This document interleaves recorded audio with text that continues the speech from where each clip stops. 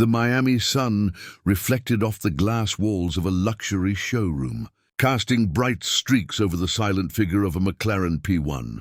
Its sleek curves and glowing orange paint looked like fire frozen in motion. But beneath the hood, the heart of the machine lay still. For weeks, the car had been the subject of whispered frustration. The billionaire owner, a man used to snapping his fingers and watching the impossible become possible, now stood helpless. Every expert he had summoned, every engineer flown in from overseas, left shaking their heads. The McLaren refused to breathe. Inside the showroom, a restless tension hung in the air. Engineers in crisp uniforms muttered over schematics and diagnostics, laptops glowing with unreadable codes. Mechanics from high-end shops across the country had been paid just for their attempts, but none could awaken the beast. The car wasn't just another machine. It was a symbol of speed, prestige, and power. Its silence mocked the wealthy owner and embarrassed the professionals circling it. The failure spread like wildfire across Miami's elite car community. People gathered, not only to see the McLaren, but to witness the humiliation of those who failed. Across the street, in a modest garage that smelled of oil, rubber, and years of sweat-soaked effort, Samantha wiped her hands on an old rag. She was 29, with sharp brown eyes and a presence that carried both quiet resilience and defiance. Unlike the polished engineers, she didn't wear a pressed uniform. Her coveralls were faded, stained with grease and gasoline. She had grown up fixing broken engines, learning from her late father who had always told her, "Machines are like people. Sometimes they just need someone who listens." That phrase echoed in her head as she glanced toward the commotion across the street. Through the wide garage door, Samantha saw the restless crowd around the McLaren. Curiosity tugged at her. She had never stood before such an exotic piece of machinery. The cars she worked on were usually pickup trucks, old sedans or motorcycles, needing life after years of neglect. She had never touched something worth millions. Yet beneath the carbon fiber and cutting-edge design, she knew it was still a machine, with pistons, sensors, and an engine that wanted to run. Her heart raced as she set down the wrench in her hand and wiped the sweat from her forehead. The crowd inside the showroom stirred as Samantha stepped closer. Some glanced at her and dismissed her immediately. She didn't fit the picture of the savior they had been searching for. With her simple braid and dusty work boots, she looked out of place against the glitter of the showroom floor.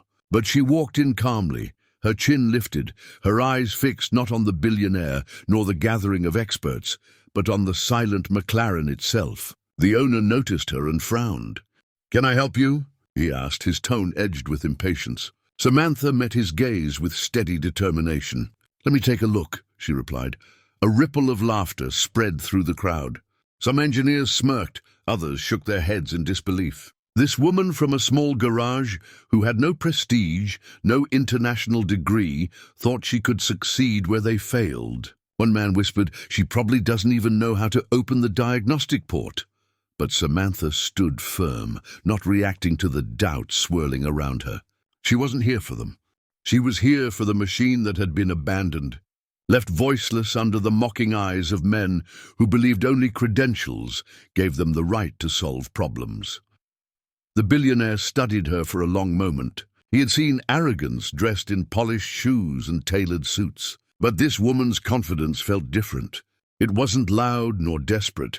It was rooted in something unshakable. He sighed, knowing he had nothing left to lose. "Fine," he said at last, his voice carrying a reluctant surrender.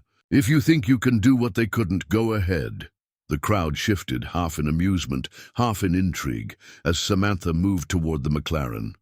For the first time in days, the silence in the showroom wasn't heavy with failure, it was filled with anticipation. She knelt by the car, running her fingers lightly along the hood as though she were introducing herself. Machines in her mind always had stories. This one had been broken not by age, not by wear, but by neglect. Someone had overlooked a detail. She could feel it. As her eyes swept across the panels and her mind began breaking down the possibilities, Samantha blocked out the murmurs and judgment around her. In that moment, it was only her and the McLaren, a challenge whispered across steel and silence, and she had never once walked away from a challenge. Samantha slid into the driver's seat of the silent McLaren.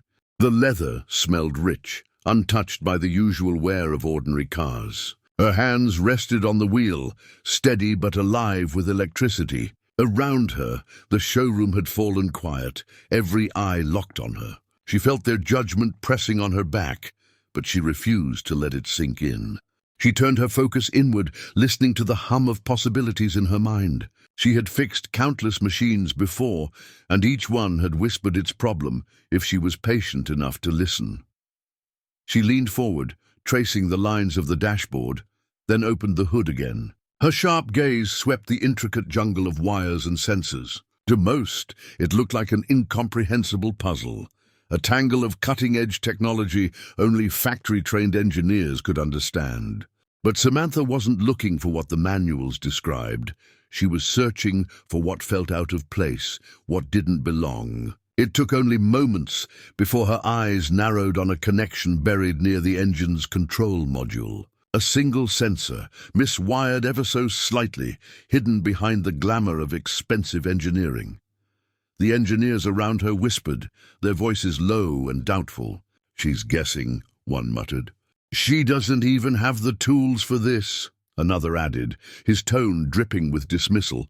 But the billionaire leaned forward, his eyes narrowing, studying the determination in her face. Samantha's movements were deliberate, confident without hesitation. She fetched a small set of tools from her pocket, tools that looked too ordinary to touch such a car, yet carried the weight of years of trust in her own hands. With calm precision, she began adjusting the faulty connection. Her fingers moved like she was playing an instrument, every twist of the wrench echoing with intention. A bead of sweat rolled down her temple, but her focus never broke. For her, this wasn't just about fixing a car. It was about proving that genius wasn't reserved for titles or degrees. It was about honoring her father's lessons, about believing that no machine was impossible to understand. Minutes stretched into what felt like hours, the silence punctuated only by the faint clink of tools. The billionaire clasped his hands, waiting for either a miracle or another failure. Finally, Samantha stepped back and nodded, as if she and the machine had come to an agreement. She closed the hood gently, walked back to the driver's seat and slid behind the wheel. The air inside the showroom was so thick with tension, it felt like a held breath. She turned the key. For a moment, the silence seemed to mock her. Then, with a sudden surge of power, the McLaren roared to life. The engine's thunder shook the glass walls, its growl filling every corner of the room. The impossible had just become real. The engineers froze, their faces pale with disbelief. Laptops clattered shut as they realized what they had missed. The crowd gasped, then broke into a wave of applause that echoed off the high ceilings.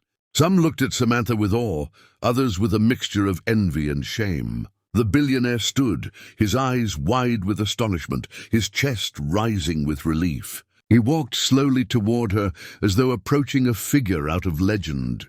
"How?" he whispered, his voice almost lost beneath the roar of the car. Samantha only smiled softly. "Sometimes it's not about the manuals. It's about listening." The billionaire extended his hand, a gesture that held both gratitude and respect. "You've done what the best in the world could not. Name your price." But Samantha shook her head, wiping her hands on her rag, her smile faint but unwavering. "I don't fix things for a price," she said quietly. "I fix them because they deserve another chance." Her words silenced the room again, though this time the silence carried reverence instead of doubt. She stepped out of the car, her boots echoing against the polished floor as she turned toward the door. As she walked back across the street to her small garage, the whispers followed her, not the ridicule from before, but murmurs of wonder. The story of the woman who revived a McLaren when the world's finest had failed spread faster than fire. In the weeks that followed, strangers came to her shop from across the country, some with rare cars, others with ordinary ones, all drawn by the legend of Samantha. To them, she wasn't just a mechanic. She was the proof that brilliance often hides in the most unexpected places, and sometimes the heart that listens can do what the mind alone cannot.